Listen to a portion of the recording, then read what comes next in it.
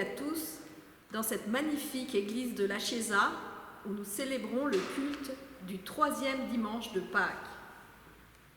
Pour les chrétiens, le temps de Pâques n'est pas fini. Il dure du dimanche de Pâques jusqu'au dimanche de Pentecôte. Ce temps pascal est comme un unique jour de joie. Alors, quelles que soient les difficultés que nous vivons, les menaces professionnelles ou sanitaires, laissons-nous entraîner dans la joie de la résurrection.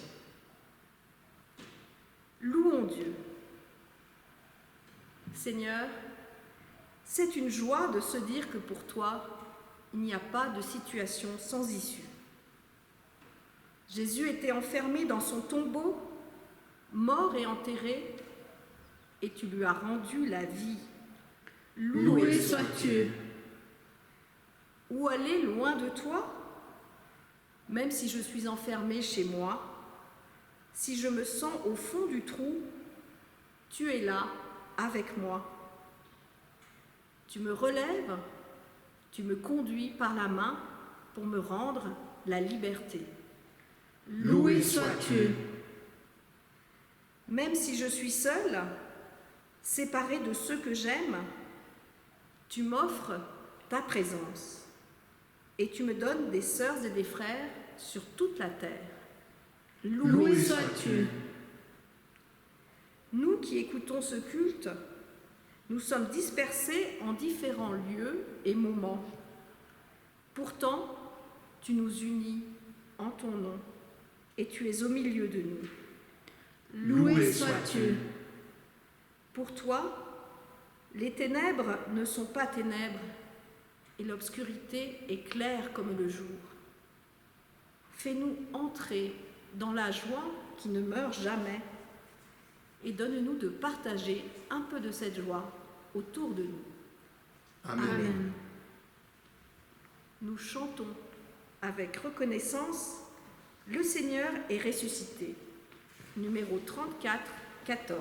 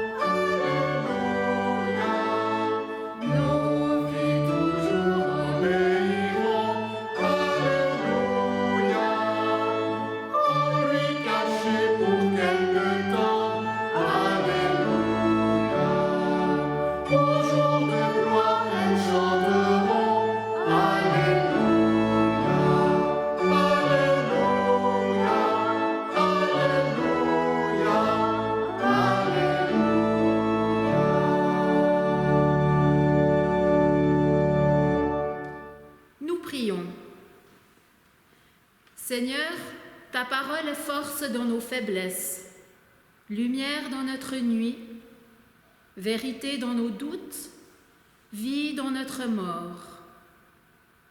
Tu nous la confies aujourd'hui, qu'elle nous renouvelle et nous garde dans l'amour de Jésus notre Sauveur. Amen.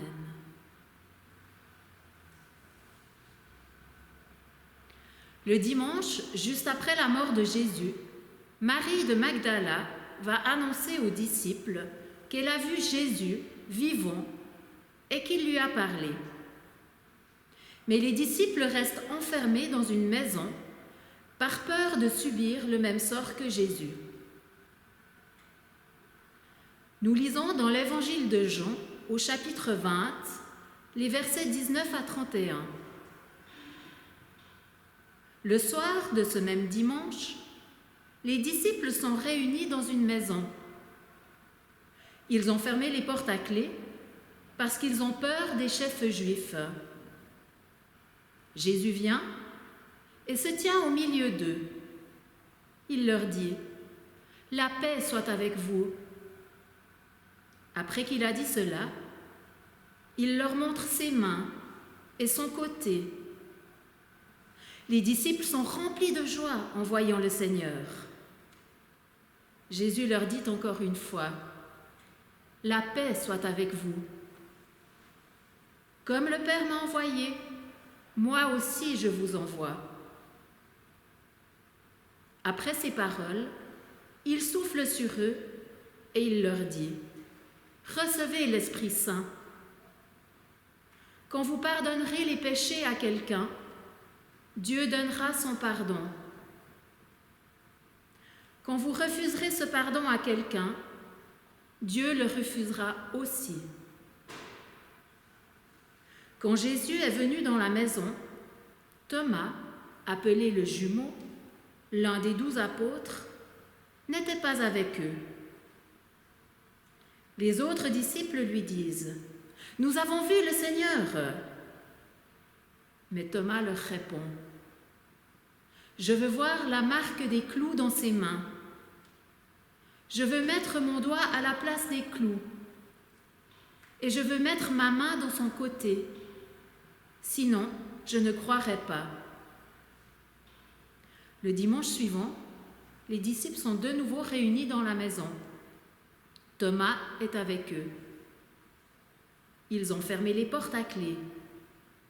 Jésus vient et il se tient au milieu d'eux. Il leur dit « La paix soit avec vous. » Ensuite, il dit à Thomas « Avance ton doigt ici et regarde mes mains. Avance ta main et mets-la dans mon côté. Arrête de douter et crois. » Thomas lui répond « Mon Seigneur et mon Dieu !» Jésus lui dit « Tu crois parce que tu m'as vu. Ils sont heureux ceux qui n'ont pas vu et qui croient. » Devant ses disciples, Jésus a encore fait beaucoup d'autres signes étonnants, mais on ne les a pas racontés dans ce livre. Ceux qu'on a racontés ici vous permettent de croire que Jésus est le Messie, le Fils de Dieu. Alors, si vous croyez, vous aurez la vie par lui. Amen.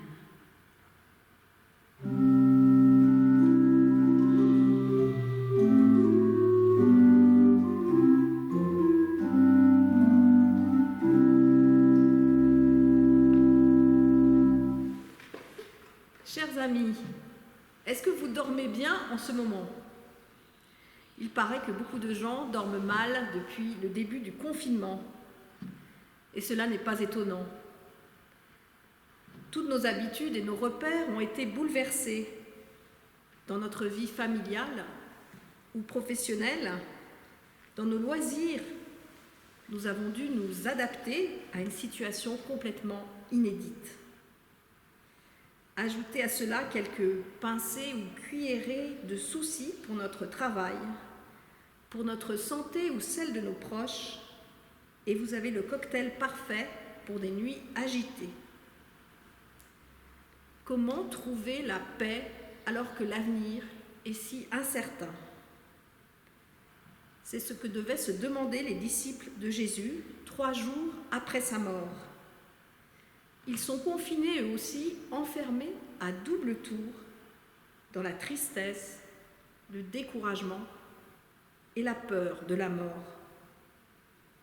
Et voilà que de façon tout à fait inattendue, Jésus vient vers eux. Il vient pour leur apporter la paix. 3 fois, il répète cette même salutation, « La paix soit avec vous ». La paix de Jésus n'efface pas les blessures.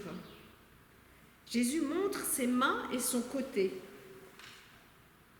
Cela m'étonne toujours.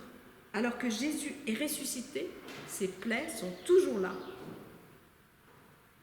Mais ces blessures n'empêchent pas la vie nouvelle de se manifester. C'est pourquoi les disciples sont pleins de joie. Thomas ne peut ni le comprendre ni le croire avant d'en avoir fait lui-même l'expérience. Il reste bloqué sur la souffrance et la mort de Jésus et ne peut pas voir autre chose. Il n'ose pas faire le pas de la foi. Mais Jésus vient pour lui spécialement et Thomas change complètement. Après avoir refusé la bonne nouvelle, il confesse sa foi de manière unique en disant à Jésus, « Mon Seigneur et mon Dieu ». Par ces mots, il montre qu'il s'en remet totalement au Christ. Aujourd'hui encore, Jésus veut nous apporter la paix par son esprit. Cette paix nous permet d'accepter ce qui est, ce qui ne dépend pas de nous, ce que nous ne pouvons pas changer malgré tout notre désir. Ainsi en est-il de cette grande blessure qu'est la perte d'un être cher. Contrairement à ce qui se passe dans les films, nous ne pouvons pas revenir dans le passé pour changer le cours des choses, ni pour profiter du bon temps d'avant. La paix reçue du Christ nous permet de ne pas dépenser notre énergie inutilement. Mais attention, la paix que Jésus nous offre n'est pas l'immobilité, l'absence de changement ou d'action. Cette paix est un élan de vie malgré les pertes, les souffrances que nous avons vécues et malgré l'incertitude de l'avenir. Comme le Père m'a envoyé, moi aussi je vous envoie, dit Jésus. Jésus envoie ses disciples vers les autres. Nous aussi, nous sommes envoyés vers les autres malgré nos craintes et nos limites. La situation actuelle peut nous inciter à nous replier sur nous-mêmes ou sur notre petit cercle familial. Elle peut aussi ouvrir notre cœur aux autres, pas seulement à nos proches, mais aussi à ceux que Jésus appelle nos prochains.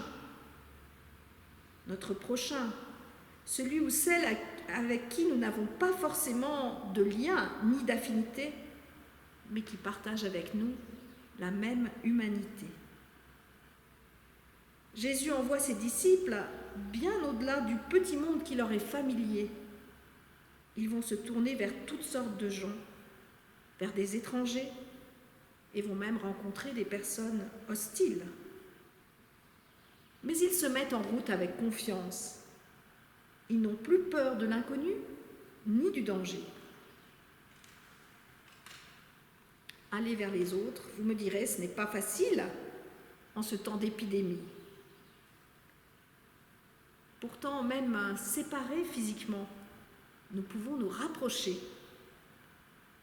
Je pense que vous l'avez remarqué comme moi ces derniers temps. Nous pouvons être unis par la pensée, par la prière, par l'empathie, la bienveillance. Si nous nous aimons les uns les autres, nous trouverons toujours un moyen de le manifester. Ouvrons nos cœurs à la paix du Christ. Cette paix dépasse tout ce que nous pouvons comprendre. Elle nous apportera courage et confiance face à l'avenir. Elle nous ouvrira aux autres qui vivent les mêmes joies, les mêmes craintes et les mêmes peines que nous. Remettons notre vie entre les mains du Christ pour qu'il nous garde dans sa paix. Que la paix du Christ soit avec vous tous les jours. Amen.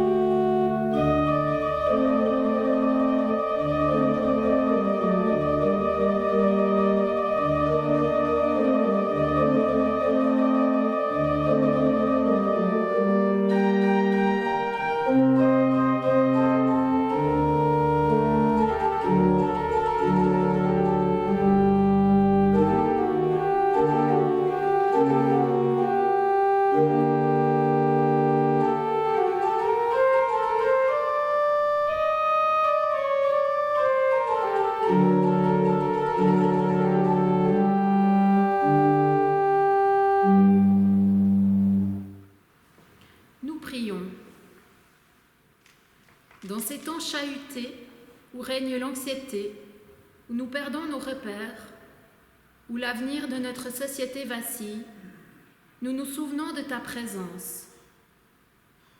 Nous te remettons le monde et ses conflits oubliés, les peuples en exil, les migrants sur les routes ou dans des camps, ainsi que toutes les personnes qui sont encore plus fragilisées par la situation actuelle. Donne-nous ta paix et ta confiance, Seigneur. Nous prions pour tous les membres de notre communauté qui souffrent dans leur corps, dans leur tête, qui sont isolés, et pour toutes les familles qui traversent un deuil. Nous te remettons tous ceux qui leur viennent en aide. Merci pour tous ces gestes de solidarité qui émergent un peu partout. Nous pensons aussi à nos familles et nos proches, que nous ne pouvons pas entourer comme avant, mais que nous portons dans nos cœurs. Donne-nous à tous ton amour, Seigneur. Continue d'accompagner le personnel médical et hospitalier au front depuis des semaines. sans oublier toutes les petites mains de l'ombre. Nos prières sont aussi pour ceux qui permettent que la vie continue, notamment les paysans, les maraîchers, les boulangers, les entreprises de transport. Donne-leur ta force et ton courage, Seigneur. Nous prions pour les enfants, privés d'école et de contact avec les copains. Permets qu'ils puissent rire et s'amuser et garder leur insouciance. Accompagne toutes les familles pendant ces semaines difficiles. Aide-les à supporter ce temps de confinement. Sois aussi auprès des adolescents et des jeunes qui vont devoir faire des choix pour leur avenir. Aide-les à tenir le cap. Et à tous, Seigneur, donne ta joie et ta patience. Sois également auprès de nos autorités qui doivent faire beaucoup de choix difficiles ces temps-ci, afin que petit à petit, la vie puisse reprendre son cours. Donne-leur ta sagesse, Seigneur. Et nous te disons la prière qui rassemble toutes nos prières. Notre Père qui es aux cieux, que ton nom soit sanctifié, que ton règne vienne, que ta volonté soit faite sur la terre comme au ciel. Donne-nous aujourd'hui notre pain de ce jour. Pardonne-nous nos offenses, comme nous pardonnons aussi à ceux qui nous ont offensés.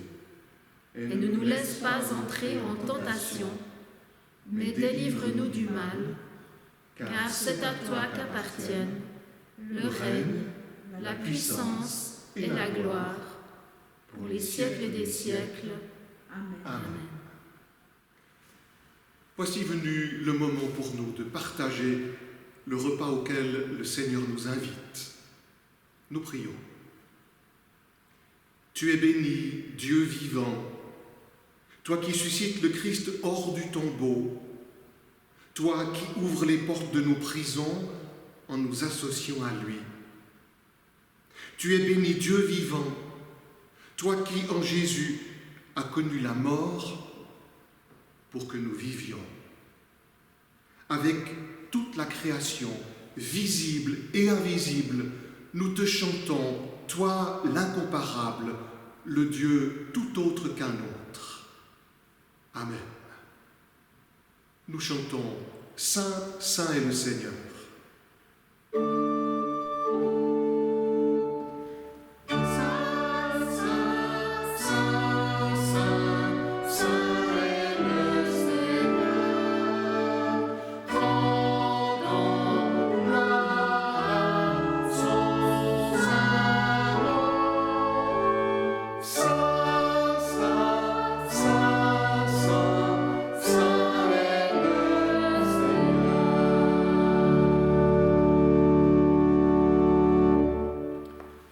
Dans la nuit où on le livre, Jésus prend du pain.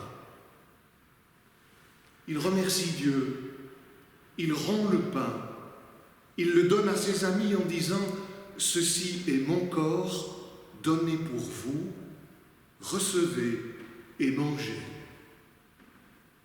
De même, à la fin du repas, il prend une coupe, il remercie Dieu.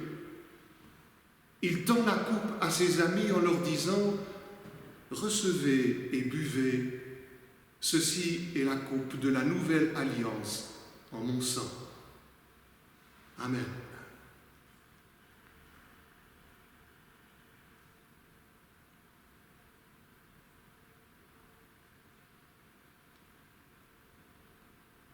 Nous prions.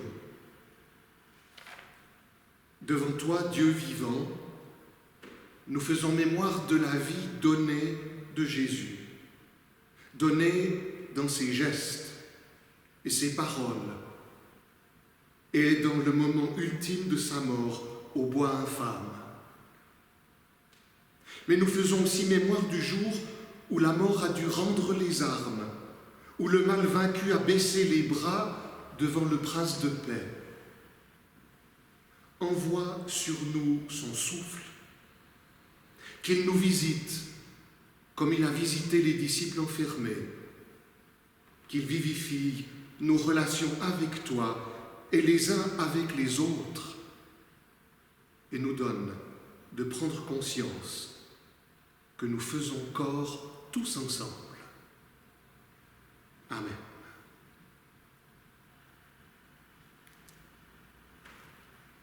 Le pain que nous rompons est communion au Seigneur qui nous sauve.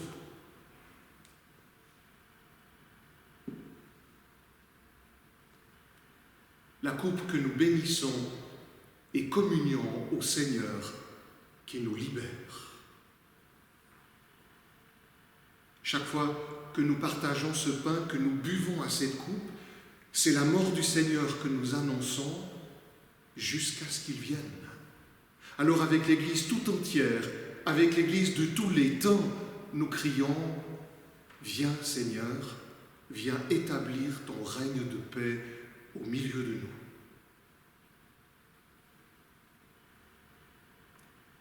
Nous nous réjouissons dans le Christ et nous chantons « Seigneur Jésus, par ton esprit, viens nous apprendre à t'adorer. »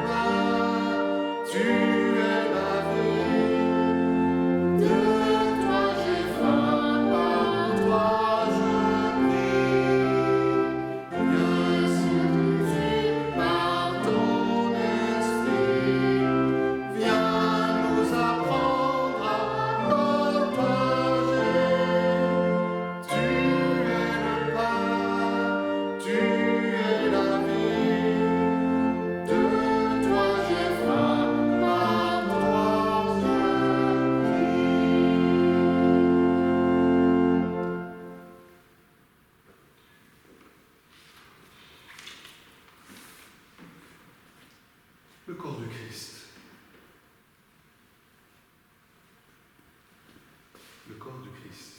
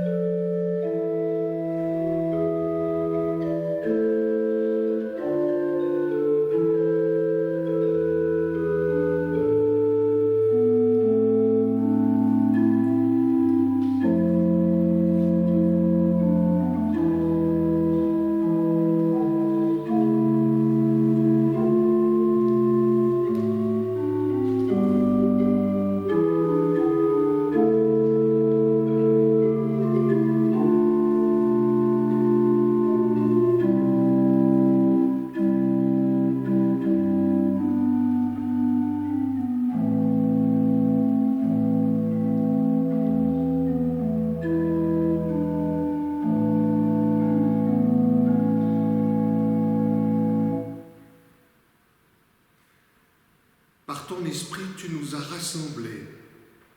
Par le pain et le vin, tu nous as rappelé que nous formons une seule famille. Merci, Père, de nous avoir fait entrer dans ton amitié. Amen. Nous sommes bientôt à la fin de ce culte. Merci à Pierre Laurent, notre organiste, à Dominique pour les lectures et les prières, à Bernard pour la scène et la réalisation, à Sabina pour la mise en place. N'hésitez pas à vous abonner. Vous pouvez retrouver toutes les informations concernant notre paroisse de Blonay-Saint-Légier sur notre site blonay-saint-légier.eerv.ch. Et nous chantons « Mon Rédempteur est vivant » 34-15. Mon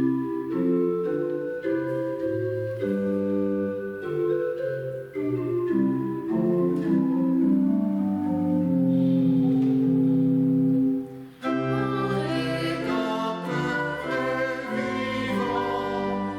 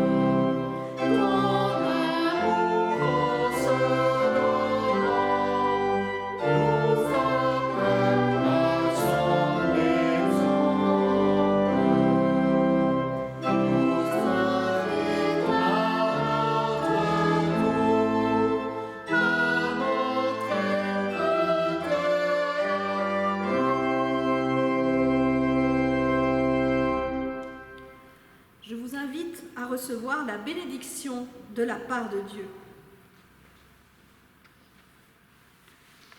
Le Seigneur est ressuscité. Il est vraiment ressuscité.